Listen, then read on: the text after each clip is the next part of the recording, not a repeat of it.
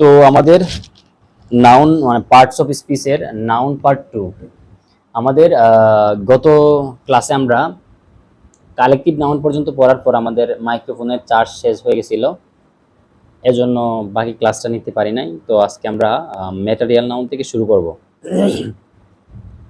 তো আপনাদের কাছে একটাই কথা, আপনারা অবশ্যই নোট করে পড়বেন, কারণ আপনি একটা জিনিস যখন লিখে লিখে পড়বেন তখন আপনার ব্রেইনে বেশি সময় ধরে স্থায়িত্ব হবে আর কি, বেশি সময় থাকবে।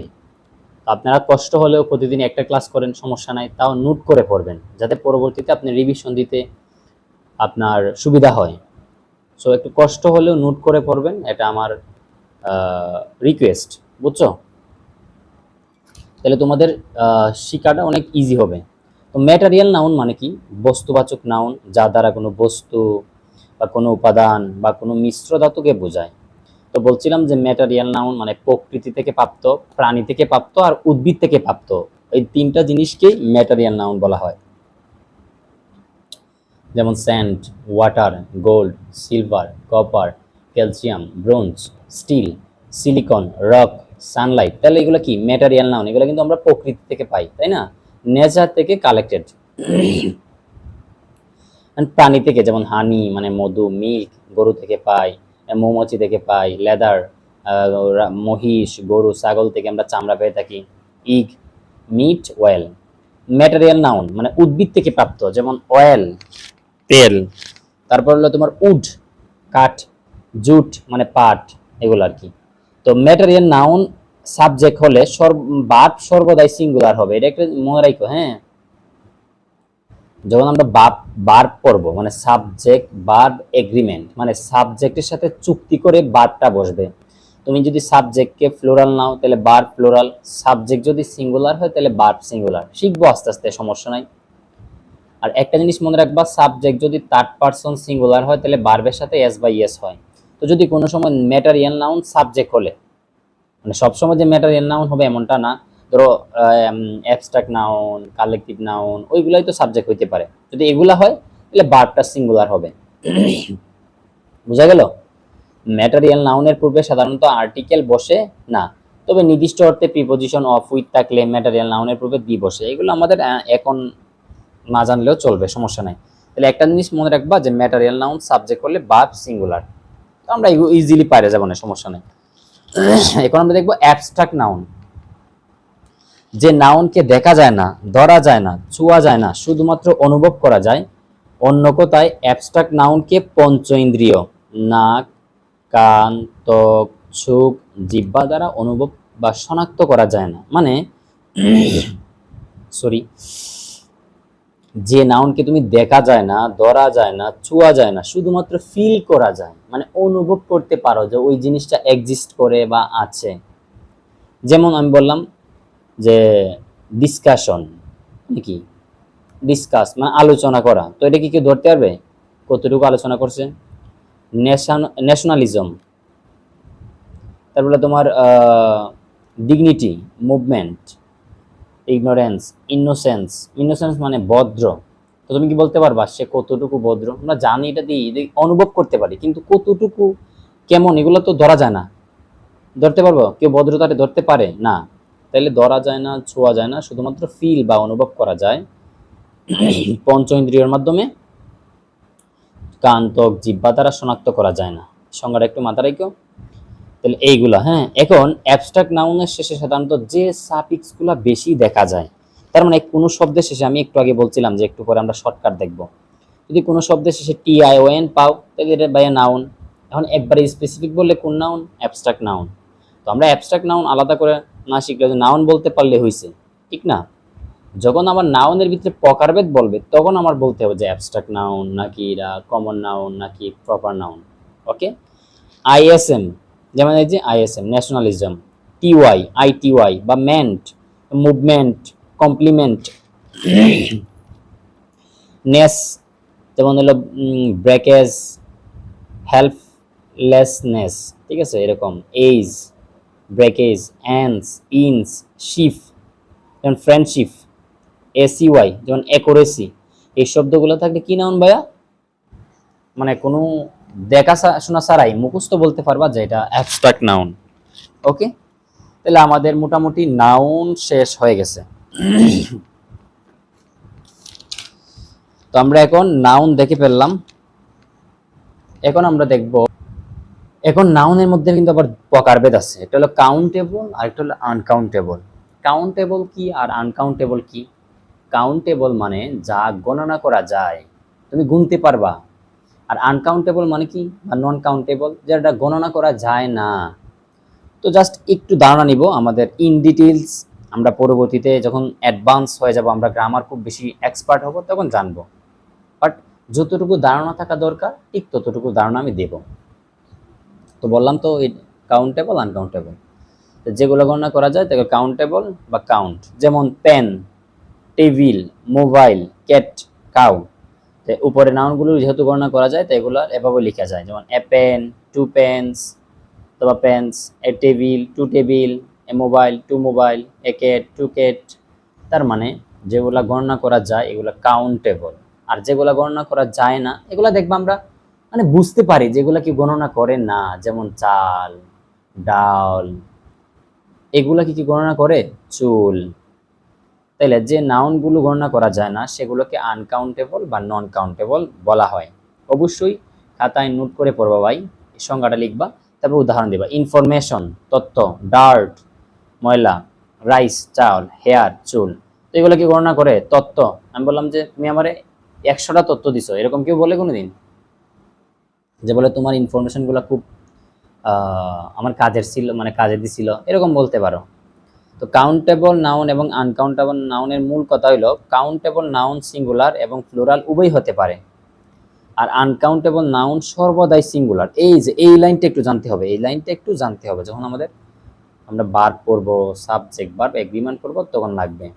তাহলে আনকাউন্টেবল নাউনের ভার্ব সর্বদা সিঙ্গুলার হয়। কেন হয়? তুমি কি কোনোদিন বলতে পারবা ইনফরমেশনস? বলতে পারবা ভাই? বলো তো। আমরা জানি, এটা জানি না আমরা, যে যদি আমরা কি করি, নাউনের সাথে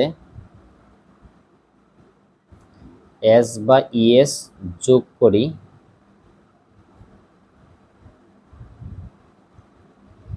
তাহলে নাউন প্লুরাল হয়। নাউন কি হয়?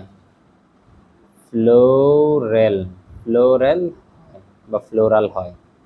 উদাহরণ যেমন সহজটাই দিই, স্টুডেন্ট, এটা হলো স্টুডেন্টস। ম্যাঙ্গো, ম্যাঙ্গোস, এরকম। এটা কি ছিল? স্টুডেন্ট মানে একজন, সিঙ্গুলার। আর স্টুডেন্টস মানে কি? অনেকজন, প্লুরাল। তাহলে দেখো নাউনের সাথে এস যোগ করছো, এজন্য এটা প্লুরাল হয়ে গেছে। আর যখন বার্বের সাথে উল্টা, বার্বের সাথে, এটা নোট রাখবো, হ্যাঁ, বার্বের সাথে এস বা ইএস যোগ করলে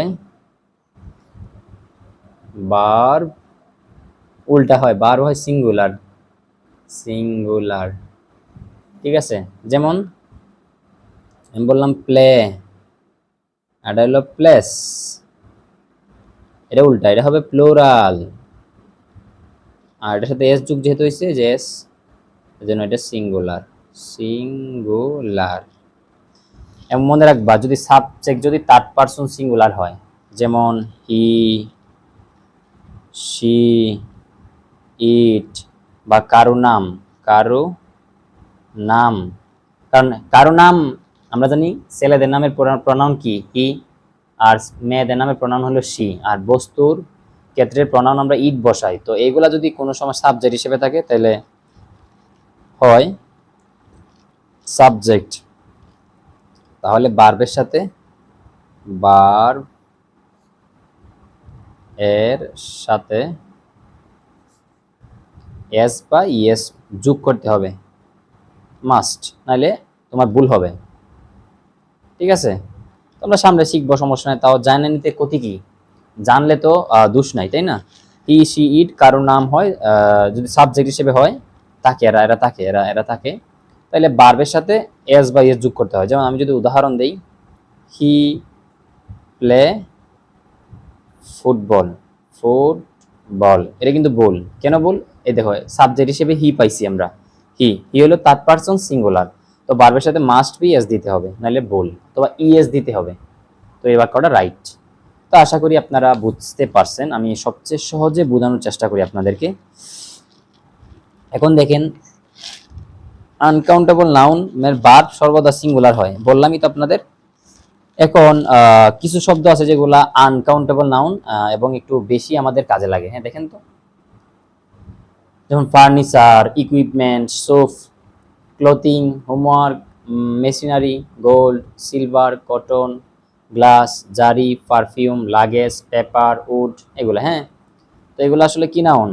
আনকাউন্টেবল নাউন। আরও আছে অনেক, বাট এর কোনো অনেক অনেক বিশাল বিস্তৃতি। তো এগুলো আমাদের আপাতত স্কিপ করলে সমস্যা নাই, যেহেতু আমরা বেসিক গ্রামার শিখতেছি। তো এখন আমরা চলে যাব, কোথায় চলে যাব আমরা? প্রনাউন। নাউনের রিপ্লেসে যাকে বসাইতে পারি তাকে কি বলবো ভাই? আমরা প্রনাউন বলবো। কি বলবো? প্রনাউন বলবো, বা প্রক্সি নাউন বলতে পারি। কি বলতে পারি? Proxy noun. দেখেন, নাউনের শূন্যতা পূরণে একটা বাক্যে নাউনের প্রতিনিধি হিসেবে যার ব্যবহার তা প্রনাউন। মনে রাখতে হবে, প্রনাউনের জায়গায় প্রনাউন ব্যবহার না করে পুনরায় নাউন ব্যবহার করা অনেকটা বাহুল্য দোষ। কিরকম? এক্সাম্পল অবশ্যই আপনি নোট করে পড়বেন ভাইয়া, আপনার অনেক বেশি উপকার হবে। Rina is a student of class B, মানে 5। তো Rina loves gardening, Rina takes after her mother. দেখো, বারবার কিন্তু তার নাম ব্যবহার করা হয়েছে, তো এটা কিন্তু একটা বাহুল্য দোষ। তো উপরের বাক্যগুলোতে রিনা এই নাউনটি বারবার ব্যবহার করা হয়েছে, যা বাহুল্য দোষ। দ্বিতীয় ও তৃতীয়, তাহলে এইটা আর এইটা, রিনা এর পরিবর্তে প্রনাউন শি ব্যবহার করব। কেন? আমরা জানি রিনা একজন মেয়ে, আর মেয়েদের প্রনাউন হয় শি। আপনি যদি আগে না জানেন, এখন জেনে নেন, ক্ষতি কি? আগে জানতে নাই পারেন, আপনাদের অপরাধ নাই, আজকে থেকে জানেন। আর ছেলে যদি হইতো, যদি হইতো এরকম রিমেল বা রিফাত, তাইলে আমরা প্রনাউন হিসেবে কি নিতাম? হি নিতাম, হি। আর বস্তু হইলে নিব আমরা ইট। তাহলে সঠিক উত্তর লিখতে হবে ভাবে, Rina is a student of class B, she loves gardening, she looks after her mother. ঠিক আছে, এখানে কেন হার হইল অবশ্যই পরবর্তীতে জানতে পারবা। প্রনাউন, তাহলে নাউন বা নাউন ফ্রেজের পরিবর্তে যে শব্দ ব্যবহৃত হয় তাকে প্রনাউন বলে। ঠিক আছে, তাইলে প্র শব্দ অর্থ সপক্ষে, নাউন অর্থ বিশেষ্য। তাহলে প্রনাউন অর্থ দাঁড়ায় নাউন বিশেষ্য এর সপক্ষে ব্যবহৃত শব্দ। যেমন Rana is a good boy, Rana একজন ভালো ছেলে। হি অ্যাবাইডস, দেখো এই যে, দেখো ভাইয়া, এই যে ভার্বের সাথে এস দিছি, দেখছো? হি অ্যাবাইডস বাই হিজ প্যারেন্টস। যদি এখানে এসটা না দিত তাহলে এটা ভুল হইতো, কারণ হিটা হইলো third person singular. Rana's behaviour is praiseworthy, মানে রানার যে ব্যবহার এটা খুবই প্রশংসাযোগ্য। এখানে ইট কেন হইলো প্রনাউন? কারণ রানাস মানে বুঝাইছে, রানারে বুঝায় না, রানাস বিহেভিয়ার, এই যে যে যে এটা হলো অক্সিলারি ভার্ব। তো আমরা জানি অক্সিলারি ভার্ব কিংবা এই যে এটা হলো মেইন ভার্ব। অক্সিলারি ভার্বের আগে যা থাকবে টোটালটা সাবজেক্ট, আর মেইন ভার্বের আগে যতটুকু থাকবে টোটালটা সাবজেক্ট। ঠিক আছে, তাইলে এই টোটালটা সাবজেক্ট। রানাস বিহেভিয়ার, এখানে কিন্তু রানাকে বোঝানো হয়নি, বুঝেছে রানার বিহেভিয়ার। তো বিহেভিয়ার মানে কি? ব্যবহার, এটা তো বস্তু, ঠিক না? এজন্য ইট হইছে প্রনাউন। তো আমরা সামনে শিখবো কিন্তু কার প্রনাউন কেমনে নিব, প্যারা নাই, জাস্ট একটু আমার সাথে থাকো। এখন দেখো, নাউন রানার পরিবর্তে হি বসানো হয়েছে, কারণ এখানে রানা কি বুঝাইছে। আর 2 নম্বর নাউন ফ্রেজ, নাউন মানে কি? রানাস বিহেভিয়ারের পরিবর্তে ইট, এখানে রানাকে বোঝায় নাই, রানার ব্যবহারকে বুঝাইছে। ক্লিয়ার? তো আরো থাকো, আস্তে আস্তে আরো ইজি হবে ইনশাল্লাহ। তুমি ভাইয়া আমার সাথে পড়তেছো, আমি আমার লাইফে এত দুর্বল স্টুডেন্টকে পড়াইছি, হয়তোবা তোমরা কল্পনা করতে পারবা না। তো জাস্ট আমার সাথে লাগিয়ে থাকো, ইনশাল্লাহ তুমি পারবা। কিছু ক্ষেত্রে ইনডিফিনিট, এটা আমাদের লাগবে না এখন। ফর এক্সাম্পল, যেমন everybody, nobody, no one, none, এদের পরিবর্তে আমরা দে দিব। কি দিব ভাইয়া? কিন্তু কেন দিব? কেন দিব এটার কারণ কিন্তু আমি বলে দিব, সমস্যা নেই। নাথিং, এভরিথিং, সামথিং, এগুলোর পরিবর্তে প্রনাউন আমরা ইট দিব। ধরো একটা বাক্যে তুমি এটা মানে এভরিবডি দ্বারা শুরু হয়েছে, পরবর্তীতে যখন তুমি আরেকটা সেন্টেন্স শুরু হবে তখন তুমি আর এভরিবডি না দিয়ে তাদের পরিবর্তে কি দিবা? দে দিবা। এটা আমাদের কোন কোন জায়গায় কাজে লাগে জানো ভাইয়া? আমাদের টেক কোয়েশ্চেনে কাজে লাগে, আমাদের ইন্টারমিডিয়েটে প্রনাউন রেফারেন্সে কাজে লাগে। তখন আমাদের এই এভরিবডি এর পরিবর্তে প্রনাউন দিতে হয়। তো তখন যদি তুমি না জানো ভাইয়া যে everybody, nobody, no one, none, এদের পরিবর্তে আমরা প্রনাউন দিয়ে নিব, তাহলে তো সমস্যা। Nothing, something, everything. তো আরেকটা জিনিস মনে রাখবা, থিং, যদি কোনো সময় থিং কোনো শব্দ পাও তাহলে এর প্রনাউন ইট হয়। বেশিরভাগ, খুব ব্যতিক্রম নাই বললে চলে, ইটি হয় বেশিরভাগ সময়। তো একটু মনে রাখবা কেন দে হয়। একটা সিঙ্গেল একটা উদাহরণ দিই। আমি বললাম, দেখো আমি বললাম ভাইয়া তোমার আমি একটা জিনিস একবারে ফিক্স করে শিখাবো, EVERY, এভরিবডি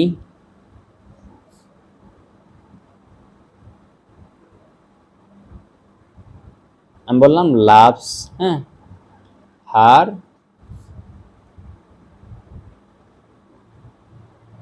সরি লাভস না, লাভ হার চাইল্ড, হ্যাঁ। এখন তুমি দেখো, লক্ষ্য করো, এভরিবডি। আচ্ছা আমি বললাম এই এভরি স্টুডেন্ট স্ট্যান্ড আপ, আমি বললাম এভরি স্টুডেন্ট স্ট্যান্ড আপ, মানে দাঁড়াও। তো এখন এখন যদি আমি যেহেতু ক্লাসে গিয়ে বললাম যে এভরি স্টুডেন্ট মানে কি, প্রত্যেকটা স্টুডেন্টকেই আমি দাঁড়াতে বলছি, তাহলে এখানে কি ছেলেরা দাঁড়াবে, মেয়েরা বসে থাকবে, এমনটা হবে না। মেয়েরা বসে থাকবে, ছেলেরা দাঁড়াবে, এরকমটা হবে না। তাইলে মানে এখানে কিন্তু স্টুডেন্টও দাঁড়াবে, মানে ছাত্র দাঁড়াবে, ছাত্রীও দাঁড়াবে।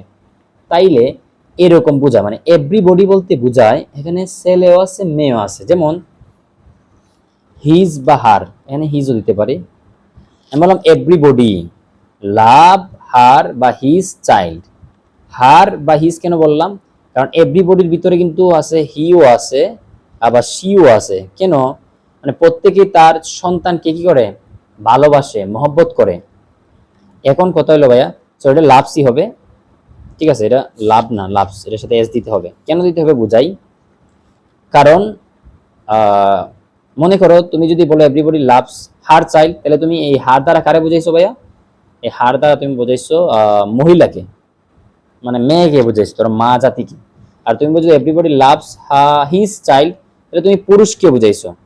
তাইলে এই এভরিবডির ভিতরে আসলে কাকে বুঝাইছে এটা তো আমি জানি না ভাই, মানে প্রশ্নকর্তা তো আমাকে বলে দেয় নাই যে তুমি আসলে ছেলে বুঝাইছে না মেয়ে বুঝাইছে। এই জন্য এভরিবডির ভিতরে কিন্তু হি সি উভয় লুকায়িত থাকে, এজন্যই তাদের প্রনাউন কিন্তু দে হয়। ক্লিয়ার? ওই যে আমি বললাম না, ক্লাসের একটা উদাহরণ দিলাম, এই ক্লাসে যখন স্টুডেন্ট থাকে তখন তো তুমি ছেলে মেয়ে উভয় কি বোঝায়, তো আমি বললাম এভরি স্টুডেন্ট স্ট্যান্ড আপ, তো আসলে ছেলেও দাঁড়াবে, মেয়েও দাঁড়াবে। এজন্য এভরিবডি বা এভরি ওয়ান এগুলার প্রনাউন দে হয়, কারণ এগুলার ভিতরে হি সি লুকায়িত থাকে। আশা করি আজকের পর থেকে আপনারা আর ভুল করবেন না। ওকে, নোবডি, নো ওয়ান, নান, সেম সেম ভাবে। ওকে, তো প্রনাউন মূলত 9 প্রকার। মনে রাখবা, নাউন প্রনাউন এরা বাক্যের সাবজেক্ট হিসেবে বসে। তো ভাই আপনি সাবজেক্ট, মানে একটা সেন্টেন্স শুরু হয় সাবজেক্ট দিয়ে, আপনি সাবজেক্টই চিনেন না, তো আপনারে ইংলিশ শেখানো কষ্ট হয়ে যাবে না? তো personal pronoun, possessive, reflexive, interrogative, relative, reciprocal, demonstrative, indefinite, distributive. তো একটু মনে রাখার চেষ্টা করবা কোনটারে কি বলে, আমরা উদাহরণ দিয়ে শিখবো, প্যারা নাই। তো পার্সোনাল প্রনাউন কোনগুলা, যেগুলা মানুষের মানে মানুষ সম্পর্কিত আর কি, ব্যক্তিগত। যেমন আই, তা আয়ের কিন্তু আর প্রনাউন আছে, মি, মাই। এই যে নিচে বক্সটা আছে, ঠিক আছে, আমরা এখান থেকে টোটালটা দেখব, কোনো প্যারা নাই। আই ফার্স্ট পারসন সিঙ্গুলার, মানে আমি, ফার্স্ট পারসন সিঙ্গুলার। তারপর হলো উই, এটা হলো ফার্স্ট পারসন প্লুরাল। তো উই এর কিন্তু 3টা ফর্ম আছে, আই এর 3টা ফর্ম, আই, মি, মাই। এই 3টাই হলো first person singular. We, us, our, এই 3টা হলো ফার্স্ট পারসন কিন্তু প্লুরাল, কারণ উই মানে আমরা, আজ মানে আমাদের, আওয়ার মানে আমাদের। হ্যাঁ, ওকে। আর ইউ, আমরা এমনি বলি আমি ফার্স্ট পারসন, তুমি সেকেন্ড পারসন, বাকি সবাই থার্ড পারসন। তাহলে ইউ সেকেন্ড পারসন সিঙ্গুলার, আবার you second person plural. Sir এটা দুইটা তো একই রকম, আসলে বাক্যে ব্যবহারের উপর নির্ভর করে তুমি বুঝতে পারবা। ইউ দ্বারা তুমিও বোঝায়, ইউ দ্বারা তোমরাও বোঝায়। আমি বললাম, বুঝছো? তাইলে ইউ, ইউ, ইয়োর এই সেকেন্ড পারসন, আর বাকি যে হি সি দে এগুলো সব third person. Clear? He she it third person singular, আর দে হইলো থার্ড পারসন প্লুরাল। কি? Third person plural. তো আমরা এই বক্সটা অবশ্যই মুখস্থ রাখবো, অবশ্যই অবশ্যই, ঠিক আছে। এই 3টা ফর্ম, সাবজেক্টিভ, অবজেক্টিভ, পসেসিভ, আপনার এই 3টা যে কি পরিমাণ আইডিয়া নাই, কাজে লাগবে। আপনি যখন প্রনাউন রেফারেন্স পড়েন তখন কাজে লাগবে, আপনি যখন অ্যাক্টিভ প্যাসিভ ভয়েস চেঞ্জ করবেন তখন কাজে লাগবে। আপনি হয়তো বা জানেন না, বাট আমি তো জানি। আপনি যখন নেরেশন করবেন অবশ্যই কাজে লাগবে। সো এগুলো একটু মুখস্থ রাখতে হবে। এই দুইটা মুখস্থ না রাখলে তেমন একটা সমস্যা নাই, বাট শিখলে ভালো। Double possessive, reflexive. রিফ্লেক্সিভ মানে ইজিলি মনে রাখতে পারবা। বাক্যের শেষে সেলফ যুক্ত থাকবে। সিঙ্গুলারের ক্ষেত্রে সেলফ, আর প্লুরালের ক্ষেত্রে সেলভস। সিঙ্গুলারের ক্ষেত্রে কি হবে? সেলফ, আর প্লুরালের ক্ষেত্রে selves. Okay, myself singular, ourselves plural. এটা একটু double possessive, my, mine, our, ours, your, yours, his, his, her, hers, their, theirs. S লাগাইলে বেশিরভাগ হয়ে যেতেছে। তো আহামরি কিনা ওরে মুখস্থ, এটা কি রাখবা? মুখস্থ করবা, অবশ্যই নোট করবা। তো আমরা পার্সোনাল প্রোনাউন জেনে নিলাম। আমাদের সবচেয়ে বেশি কিন্তু ইম্পর্টেন্ট পার্সোনাল প্রোনাউন 3 স্টার, এটা আমাদের লাগবে, সবচেয়ে বেশি লাগবে। সব প্রোনাউন লাগবে, কিন্তু কোনটা বেশি বেশি ইউজ করবো আমরা এটা আমি বলে দিলাম আর কি। এখন বলতেছে যে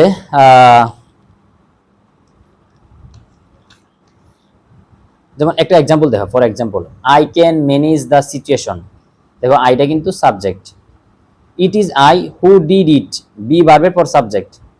দেখছো, আই কিন্তু first personal pronoun. He is as wise as I, এটা কিন্তু সাবজেক্ট, এজ এর পর সাবজেক্ট হিসেবে।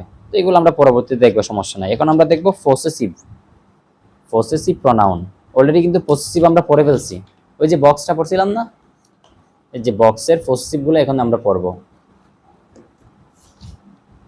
দেখো কি বলছে, অধিকারমূলক কিছু শব্দ যার দ্বারা আমার, তোমার, তার, আমাদের, তোমাদের, ইহার এ ধরনের অর্থ প্রকাশ পায় তাদেরকে কি বলবো আমরা? Possessive pronoun. মানে পসেসিভ প্রোনাউন দ্বারা মালিকানা বোঝায়। আমি বললাম this is mine fan, this is mine বললাম, দিস ইজ মাইন মানে এটা আমার, এটা আমারই।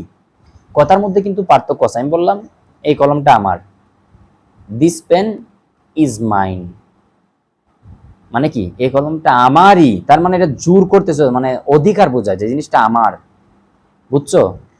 যেমন সিঙ্গুলার পসেসিভ, ডাবল পসেসিভ একটু আগে দেখে আসলাম। এখন আমরা একটু দেখি সিঙ্গুলার সিঙ্গেল পসেসিভ কোনগুলা। পড়ে আসছি কিন্তু, অলরেডি পড়ে ফেলছি।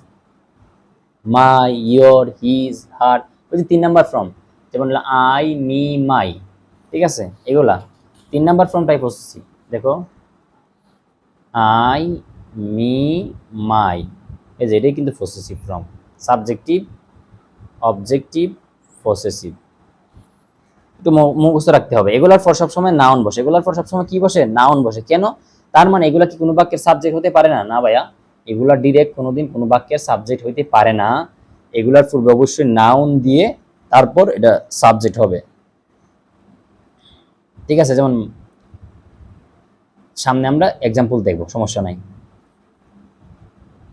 ডাবল পসেসিভ কোনগুলা? ওই যে বলছিলাম মুখস্থ করতে, my, I, me, my, mines, you, yours, he, him, his, hers, theirs, ours. তো অলরেডি আমরা বক্সে এগুলো পড়ে ফেলছি, আমাদের আশা করি আর সমস্যা হওয়ার কথা না। যেমন my pen is better than your pen, মানে আমার কলমটা তোমার কলমের থেকে ভালো। বললাম my pen is better than yours, yours. দেখছো এটা কিন্তু কি? Possessive, double possessive. ক্লিয়ার? এখন আমরা বলবো রিফ্লেক্সিভ। অলরেডি কিন্তু রিফ্লেক্সিভও পড়ে ফেলছি, ওই যে বক্সের মধ্যে বলছিলাম যদি কোনো বাক্যে শেষ শব্দের শেষে, মানে সিঙ্গুলারের ক্ষেত্রে থাকবে সেলফ আর প্লুরালের ক্ষেত্রে থাকবে সেলফস, তাহলে তুমি যে যে শব্দগুলা শেষে কি পাবা? সেলফ অথবা সেলফস পাবা, এটা কি প্রোনাউন? Reflexive pronoun.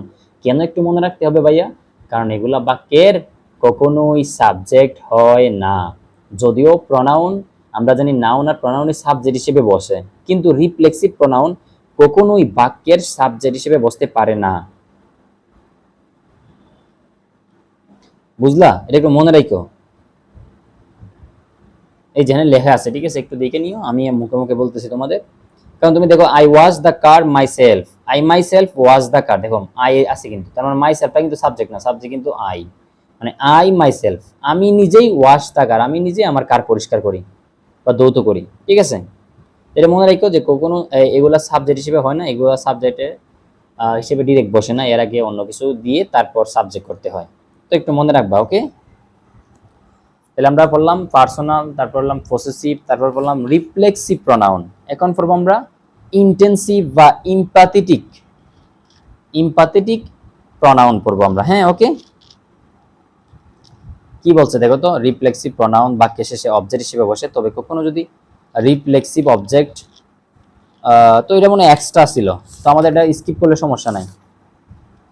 মানে রিফ্লেক্সিভের আরেকটা নাম হলো ইমপ্যাথেটিক প্রনাউন, তো এটা আমরা স্কিপ করতে পারি, সমস্যা নাই।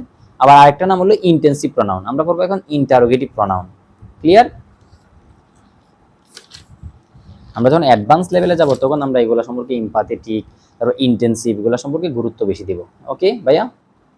এখন দেখো ইন্টারোগেটিভ প্রনাউন। ইন্টারোগেটিভ নামটা আসার সাথে সাথে আমাদের মাথায় চলে আসে কি, প্রশ্নবোধক বা এরকম কিছু, তাই না? তো যেমন হু মানে কে, হুম মানে কাকে, হুইচ মানে কোনটি, হোয়াট মানে কি, হুজ মানে এরকম, whoever, whomever, whichever, whatever, মূলত বাক্যের শুরুতে বসে প্রশ্নবোধক বাক্য তৈরি করে। তাইলে যে আমরা একেবারে গ্রামারের প্রথম ক্লাসটি পড়ছিলাম, আইডেন্টিফাই দ্য সেন্টেন্স, মানে তুমি একটা সেন্টেন্স চিনবা কিভাবে, মানে এটা কি অ্যাসার্টিভ নাকি ইন্টারোগেটিভ নাকি অপটেটিভ নাকি এক্সক্লামেটরি নাকি ইম্পারেটিভ, আমরা কিন্তু শিখে আসছি। যারা মিস করছেন আমার ক্লাস অবশ্যই দেখে আসবেন, রসায়ন একাডেমি। ঠিক আছে? তো ইন্টারোগেটিভ, এগুলো ইন্টারোগেটিভের চিহ্ন বা ডব্লিউএস কোয়েশ্চন বলতে পারি। যেমন উদাহরণ দেখেন, হু ইজ কলিং মি। এখন আপনি যদি না জানেন যে আমি, আপনি বলতে পারেন যে স্যার আপনি আমারে বলছেন যে নাউন এবং প্রনাউন বাক্যের সাবজেক্ট হিসেবে বসে, তাহলে যেহেতু ইজটা অক্সিলারি ভার্ব, আমি বুঝাই, অ্যাসার্টিভ সেন্টেন্সের স্ট্রাকচারটা এরকম, সাবজেক্ট ভার্ব প্লাস এক্সটেনশন থাকবে, হ্যাঁ, অথবা subject auxiliary verb plus extension. বুঝছো? সাবজেক্টের পরে ভার্বও থাকতে পারে, আবার অক্সিলারি ভার্বও থাকতে পারে। তো এটা তো অক্সিলারি ভার্ব, তাহলে সাবজেক্ট অক্সিলারি ভার্ব। এখন ভাইয়া তুমি যদি না জানো যে হু, হোয়াট, হুইচ, হোয়াট এভার এগুলো একটা রিলেটিভ প্রনাউন, এগুলো বাক্যের সাবজেক্ট হিসেবে বসতেই পারে, তুমি যদি না জানো তাহলে তোমার জন্য শিক্ষাটা কঠিন হয়ে গেল না? তুমি তো হঠাৎ আসমান থেকে পড়বা, আল্লাহ হু কেমনে সাবজেক্ট হয়, হু তো কারো নাম না। আরে ভাই, হু একটা প্রনাউন, ইন্টারোগেটিভ প্রনাউন, এই জন্যই ভাই আপনার একটু মনে রাখতে হবে যে হু বাক্যের সাবজেক্ট হতে পারে। হু ইজ কলিং মি, কে আমাকে ডাকছে। What does she look like, সে কি রান্না করতে পছন্দ করে, এটা কিন্তু interrogative sentence. Which is your choice, কোনটি তোমার পছন্দ। তো আশা করি ইন্টারোগেটিভ প্রনাউন আমাদের ক্লিয়ার। এখন রিলেটিভ, ইন্টারোগেটিভেরই কয়েকটা শব্দকে আমরা রিলেটিভ করতে পারি, যখন এগুলা বাক্যের মাঝখানে বসে দুইটা বাক্যকে রিলেট করে, তখন তাকে আমরা রিলেটিভ প্রনাউন বলবো। যেমন হু, হুম, হুজ, হুইচ, নতুন কালি পাইবো আমরা দ্যাট। অলরেডি কিন্তু এগুলো কিন্তু আমরা পড়ে আসছি, ইন্টারোগেটিভ প্রনাউনে এগুলো পড়ে আসছি, দ্যাটটা শুধু একটু নতুন। এই ক্লোজ, দুটি ক্লোজ বা বাক্যাংশের মধ্যে বসে রিলেশন তৈরি করে বলে এরা রিলেটিভ প্রনাউন, মানে আত্মীয়তা করে, দুইটা সেন্টেন্সের মধ্যে কি করে, আত্মীয়তা করে দেয়। তো সাবজেক্ট হিসেবে আমরা কোনগুলো নিতে পারবো, এই যে হু, হুইচ, দ্যাট। অবজেক্ট হিসেবে নিব কি, হু এর অবজেক্টিভ ফর্ম হলো হুম, পসেসিভ হলো হুজ, একটু মুখস্থ রাখতে হবে ভাই। Which, which, whose, that, that এটা নাই, ঠিক আছে? তো এগুলো হলো তোমার সাবজেক্ট হিসেবে বসাইবা, এগুলো অবজেক্ট হিসেবে বসাইবা। যেমন হু বসে ব্যক্তির জন্য, এগুলো আবার কোন জায়গায় কাজে লাগে, ওই যে আমরা ফার্স্ট পেপারের ক্ষেত্রে, ইংলিশ ফার্স্ট পেপারের ক্ষেত্রে যখন আমরা ওই যে উপরে ফিসিস থেকে না ফিলিং ইন দ্য গ্যাপ পূরণ করতে হয়, ওইখানে কিন্তু কাজে লাগে। হু দ্বারা কি বোঝায়, হুইজ দ্বারা কি বোঝায়, হোয়েন দ্বারা কি বোঝায়। হু বসে ব্যক্তির জন্য, it is Abir who has perform it, এটা হলো আবির যে কিনা ওইখানে পারফর্ম করেছিল, ঠিক আছে? তারপর হুইচ বসে কিসের জন্য ভাইয়া, প্রাণীর জন্য। যেমন I boat a bird which like to it local food, আমি একটা পাখি কিনেছিলাম যে কিনা স্থানীয় খাদ্য বা লোকাল ফুড খেতে পছন্দ করে। ক্লিয়ার? মন থাকবো। আর দ্যাট ব্যক্তি এবং বস্তু উভয় ক্ষেত্রে ইউজ করতে পারি আমরা, তাও দেখে নেই একটু। প্রনাউন হিসেবে ব্যবহার করতে পারি, দেখো দেখো, দ্যাট বসে ব্যক্তি, প্রাণী, বিষয়বস্তুর জন্য, যেমন দ্য প্লেয়ার দ্যাট অথবা হু, দুইটা দিতে পারো। Has scored 2 goals is a foreigner, the pen that he has bought is very expensive, এখানে দ্যাটের পরিবর্তে হু দিতে পারো, কারণ ব্যক্তি এবং প্রাণী, বিষয়বস্তুর জন্য আমরা দ্যাট ব্যবহার করতে পারি এবং দ্যাটের জায়গায় হুও ব্যবহার করতে পারি। তারপর হুম ব্যক্তিকে নির্দেশ করে, বাংলা অর্থে যাকে। I know the lad hmm all like very much, আমি বালকটিকে যিনি, যাকে সবাই পছন্দ করে। হুজ প্রাণী বা বিষয়বস্তুর জন্য বসে। এখন আমরা দেখব রেসিপ্রকাল প্রনাউন। কি প্রনাউন ভাই? রেসিপ্রকাল প্রনাউন, ঠিক আছে? কটা হলো আমাদের তাহলে পড়া? রিলেটিভ পড়লাম, এখানে পড়বো আমরা রেসিপ্রোকাল। শেষের দিকে চলে আসছি, আর একটু সময় থাকো আমার সাথে, তোমারই ভালো হবে ভাই। রেসিপ্রোকাল পারস্পরিক সম্পর্কের ক্ষেত্রে এগুলো একটু মনে রাখতে হবে। কম কম আছে 2-3টা করে শব্দ উদাহরণ। রেসিপ্রোকাল প্রনাউন পারস্পরিক সম্পর্কের ক্ষেত্রে ইচ আদার এবং ওয়ান অ্যানাদার এই দুটি প্রনাউন ব্যবহার করতে হয়। যেমন রেসিপ্রোকাল প্রনাউন নামে পরিচিত, মানে ইচ আদার আর ওয়ান অ্যানাদার এই দুইটাকে বলা হয় রেসিপ্রোকাল প্রনাউন। উদাহরণ দিলে আরো ইজি বুঝতে পারবা। এগুলো কিন্তু আমাদের অনেক ইম্পর্টেন্ট।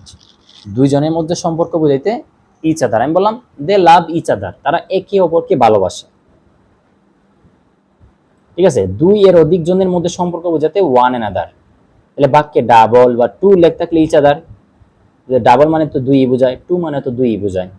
আর দে, 3, 4 বা 2 এর অধিক নাম উল্লেখ থাকলে ওয়ান অ্যানাদার। সো আমি একটা জিনিস একটু আগে ভুল বলছিলাম, দে মানে আসলে তারা, তারা বলতে তো একের অধিকও বুঝাইতে পারে।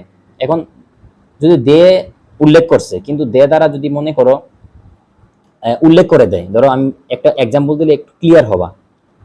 মানে দে থাকলে যে আবার ডিরেক্ট মুখস্থ ওয়ান অ্যানাদার বসা দিবা এমনটাও না। কিরকম, যেমন Mimma and Samiha like each other very much. দেখো মিম্মা আর সামিহা এরা কি দুজন না, এজন্য এখানে ইচ আদার হয়েছে। কি হয়েছে এখানে, ইচ আদার। এখানে কি দেখো তো, Mimma Samiha and Nila like one another. এখানে দেখো 1 জন 2 জন 3 জন, তাহলে 2 এর অধিক হইলে আমরা দিব ওয়ান অ্যানাদার। ক্লিয়ার। এখন একটা জিনিস পার্থক্য বুঝো ভাইয়া, এন্ড এর আগে এবং পরে সেম জিনিস থাকবে। এটা নাউন হলে এটা নাউন, এটা প্রনাউন হলে এটা প্রনাউন, এটা ঘোড়ার ডিম হলে এটা ঘোড়ার ডিম। দেখো এটা হচ্ছে মিম্মা মানে নাউন, এটাও কিন্তু নাউন। ব্যতিক্রম কি দেখো, একটা জিনিস লক্ষ্য করো, নীলা এন্ড নীলয় আর 2 বাডিস। নীলা এবং নীলয় এরা 2 জন বন্ধু। এখন আমি তোমার এর আগের সেন্টেন্সে উল্লেখ করে দিছি এরা 2 জন। এখন এই দে দ্বারা, এই যে দেখো এই দে দ্বারা কাদেরকে বোঝাইছে, অবশ্যই এরা 2 জনকে বোঝাইছে, তখন কিন্তু ইচ আদার দিতে হবে। ওই যে আমি বললাম না, দে থাকলে আসলে ইচ আদার হয় আবার ওয়ান অ্যানাদার হয়। তাহলে তুমি কেমনে বুঝবা, তোমার আগের সেন্টেন্সে বইলা দিবে যে দে দ্বারা আসলে কি 2 জনকে বোঝাচ্ছে নাকি 2 এর বেশি মানুষকে বুঝাইছে। সো এটা আমাদের কোন জায়গায় লাগবে, ওই যে আমরা যখন প্রনাউন রেফারেন্স পড়বো ভাইয়া তখন আমাদের কাজে লাগবে, আমরা যখন টেক কোয়েশন পড়বো তখন কাজে লাগবে। তো আশা করি বাংলা এখানে লেখা আছে ব্যাখ্যাটা, তাও তোমরা পড়ে নিও। ওকে, তারপর আমরা পড়বো ইনডিফিনিট প্রনাউন। এটা একটু মনে রাখো, হ্যাঁ এগুলো বাক্যের সাবজেক্ট হিসেবে বসে, অনেক বেশি লাগে, এটা আমার ইম্পর্টেন্ট। ইনডিফিনিট প্রনাউন কোন নির্দিষ্ট নাউনকে ইঙ্গিত করে না বা বোঝায় না। তার মানে কোনো নির্দিষ্ট নাউনকে ইঙ্গিত করে না বা বোঝায় না, অনির্দিষ্ট কোনো ব্যক্তি, বস্তু বা ব্যক্তি এরকম কোনো কিছুকে বোঝায়। ইনডিফিনিট প্রনাউনের 3টা ধরন আছে, একটা হলো সিঙ্গুলার, প্লুরাল, আর হলো সিঙ্গুলার এবং প্লুরাল দুইটাই। যেমন anybody, nobody, anyone, anything, each, everybody, everyone, everything, little, তার much, no one, nothing, one, somebody, someone, something. এগুলো হলো সিঙ্গুলার ইনডিফিনিট। আর প্লুরাল ইনডিফিনিট হলো ফিউ, মেনি, বোথ, সিভারেল। আর সিঙ্গুলার এবং প্লুরাল ইনডিফিনিট মানে দুইটাই, any, all, more, most, none, such, some, এগুলা। তাহলে উল্লেখিত ইনডিফিনিট প্রোনাউনের ভার্ব সিঙ্গুলার হলে plural indefinite pronoun verb plural, তাহলে ভার্ব প্রোনাউন যদি সিঙ্গুলার হয় তাহলে কি হবে, প্রোনাউন সিঙ্গুলার মানে কি, প্রোনাউন যখন সাবজেক্ট হিসেবে বসবে তখন প্রোনাউন সিঙ্গুলার হলে ভার্ব সিঙ্গুলার, প্লুরাল হলে ভার্ব প্লুরাল, এরকম আমরা আরো আগেই পড়ে আসতেছি। এখন আমরা আর লাস্টে আমরা কোনটা আছে, আর ডেমনস্ট্রেটিভ প্রোনাউন আর ডিস্ট্রিবিউটিভ প্রোনাউন, আর বেশি নাই, এগুলো একটু পড়া, আর একটু সময় ধৈর্য ধরো ভাইয়া। আজকে আমরা নাউন প্রোনাউন শেষ করব। হ্যাঁ, ডেমনস্ট্রেটিভ প্রোনাউন নাউনকে বিশেষভাবে নির্দেশ করা কিছু শব্দ, যেমন this, that, such, none, these, those. ঠিক আছে, এরাই মূলত ডেমনস্ট্রেটিভ প্রোনাউন। একটু মনে রাখতে হবে, দিস, দ্যাট, দিস, দোস আর সাচ, নান, এই 6টাই মূলত ডেমনস্ট্রেটিভ। সিঙ্গুলার কোনটা, দিস, দ্যাট আর সাচ, ওয়ান, আর দিস, দোজ এরা হলো ডেমনস্ট্রেটিভ প্লুরাল। যেমন example, this is my plan, this is my plan, এটা আমার পরিকল্পনা। দিস আর মাই প্ল্যানস, এগুলা আমার পরিকল্পনা। এগুলো, এজন্য দিস প্লুরাল, এজন্য ভার্ব প্লুরাল। এখানে দিস সিঙ্গুলার, এজন্য ভার্ব সিঙ্গুলার। ঠিক আছে, that will not be perfect, those are, এই যে প্লুরাল ভার্ব প্লুরাল। সাচ, এই যে সাচ সিঙ্গুলার, এই যে সিঙ্গুলার, এই জন্য ভার্ব সিঙ্গুলার, ঠিক আছে। তো সাবজেক্ট সিঙ্গুলার হলে ভার্ব সিঙ্গুলার, আর সাবজেক্ট প্লুরাল হলে ভার্ব প্লুরাল। এখন আপনি যদি নাই বুঝেন কোনটা সিঙ্গুলার কোনটা প্লুরাল, আপনার তো মনে থাকতে হবে, এগুলো মনে রাখতে হবে, ঠিক আছে। তো আমি কিন্তু দেখেন অনেক কিছু বাদ দিয়ে পড়াইতেছি, যেগুলো আপনার বেসিকের জন্য লাগবে ততটুকুই। আপনি যখন অ্যাডভান্স অনেক কিছু জানতে পারবেন তখন আপনি আরো বিস্তারিত জানবেন, সমস্যা নাই। আর হঠাৎ করে এত কিছু একসাথে দিলে আপনার ব্রেন ভয় পেয়ে যাবে, পরে আর শিখতে পারবেন না কিছুই। ডিস্ট্রিবিউটিভ প্রোনাউন, ডিস্ট্রিবিউটিভ মানে কোনো কিছু ভাগ করা, বন্টন করা, আলাদা করা। আমি বললাম না, এই ধরো একটা আম দিল তোমার আম্মু, ধরো তাহমিদের আম্মু একটা আম দিল, দিয়ে বলতেছি আমটা এখানে তোমার চাচাতো ভাই, কাজিন, ফ্রেন্ডস এরা সবাই বাসায় আছে, সবাই বাসায় আসছে বেড়াইতে, ওদের মধ্যে ভাগ করে দাও। এরকম ডিস্ট্রিবিউট মানে কি ভাগ করে দেওয়া। তো এখান থেকে আসছে ডিস্ট্রিবিউটিভ প্রোনাউন।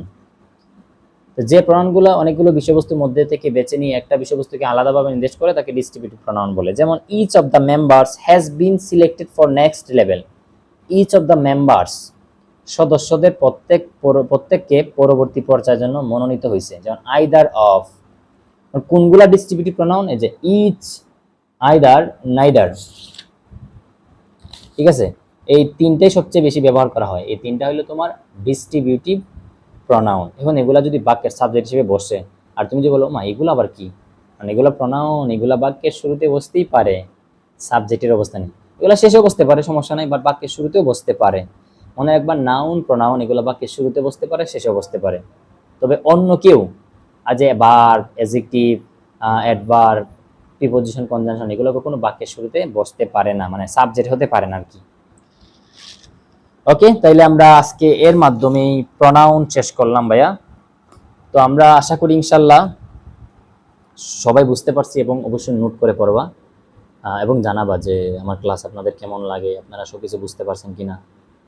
যেন এমনটা না হয় তারপরও বলেন যে আমি গ্রামার শিখতে পারলাম না, এই আফসোসটা যেন আর না থাকে। ওকে, আল্লাহ হাফেজ।